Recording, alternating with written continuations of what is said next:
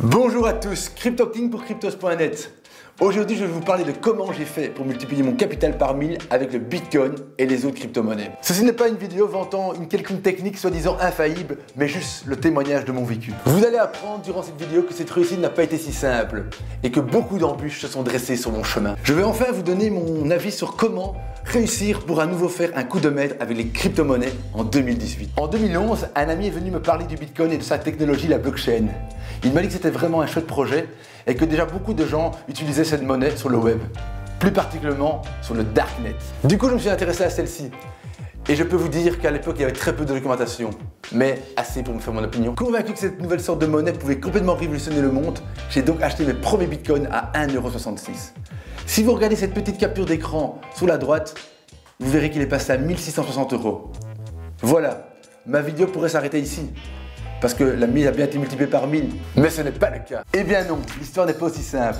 D'une part, car le Bitcoin est redescendu à 13 500 € à l'heure où je vous parle, et d'autre part, parce que j'ai eu plein d'embûches sur mon parcours que je vous invite à comprendre pour faire mieux que moi, même si ce n'est déjà pas si mal. Alors, première chose à savoir, c'est que le Bitcoin n'a pas fait que monter sans s'arrêter. Il a aussi connu des chutes et pas des moindres. Et qu'est-ce qui se passe dans ces cas-là? Tout le monde panique, et ça chute encore plus. Et bien sûr, en tant que néophyte dans ce domaine, j'ai paniqué comme tout le monde et tout vendu, de peur de me retrouver avec plus rien. Ensuite, le cours remonte, car il y a plein de clés d'achat, et on rachète à des prix bien plus hauts que le prix de vente, car on ne veut pas quitter le jeu en pleine montée. Du coup, après plusieurs moments de panique, je me suis retrouvé avec le tiers de ma Bitcoin en main. Donc première erreur à ne pas faire, vendre ces crypto-monnaies lors d'une période de panique. Mais le plus gros souci que j'ai eu, c'est d'avoir laissé tous mes bitcoins sur une plateforme d'échange. Et pourtant, c'était la plus connue de l'époque, et donc je pensais la plus sécurisée. C'était MTGOX. Vous savez peut-être ce qui est arrivé à cette plateforme? Eh bien, elle a tout simplement été hackée. Il y a de cela 4 ans, et donc a été saisie par la justice japonaise, et nos bitcoins restants sont tous bloqués pour le moment. Mais il semblerait que je vais récupérer un quart de ces bitcoins à la fin du procès. Ce qui n'est pas si mal au final. À ce moment-là, je me suis retrouvé sans une seule crypto-monnaie et j'ai dû repartir à zéro. Deuxième erreur à ne pas faire, laissez tous vos crypto-monnaies sur une plateforme d'échange. Celles-ci ne sont jamais sécurisées à 100%. Mieux vaut les laisser sur une wallet du genre Ledger Nano. Mon deuxième gros coup a été de découvrir à nouveau très tôt un deuxième projet révolutionnaire, l'Ethereum. Le Bitcoin avait été une révolution car il était lié à la naissance de sa technologie, la blockchain, mais il restait une simple monnaie.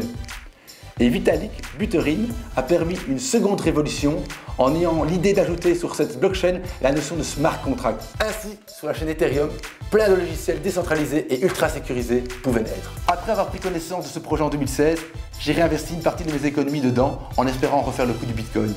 J'ai donc acheté mes premiers Ethers à 9 €. Voyant qu'il est à 847 aujourd'hui, j'ai déjà multiplié mes gains par presque 100. Le pari risqué a une nouvelle fois réussi. Mais je ne me suis pas arrêté là. J'ai compris avec ces deux investissements réussis qu'il fallait investir dans des révolutions pour maximiser ses gains. Mais aujourd'hui, le monde des crypto-monnaies a changé. Des milliers de monnaies sont nées et il est très difficile de dire laquelle sous-tend une révolution. Toutefois, en fin d'année, j'en ai repéré quelques-unes.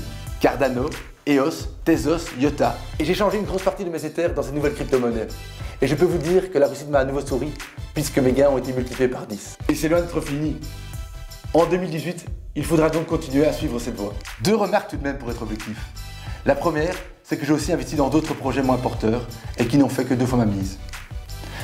Et qui m'ont conforté dans ma théorie qu'il faut investir dans des révolutions et non dans des projets divers. La deuxième remarque, c'est qu'il est vrai qu'en fin 2017, tous les monnaies ont explosé. Il était donc très dur de se louper. Voilà, j'espère que cette vidéo vous a plu et que vous avez compris mon parcours. Je vous donne rendez-vous dans quelques jours pour ma prochaine vidéo qui vous dévoilera en détail les 7 meilleurs investissements selon moi pour 2018.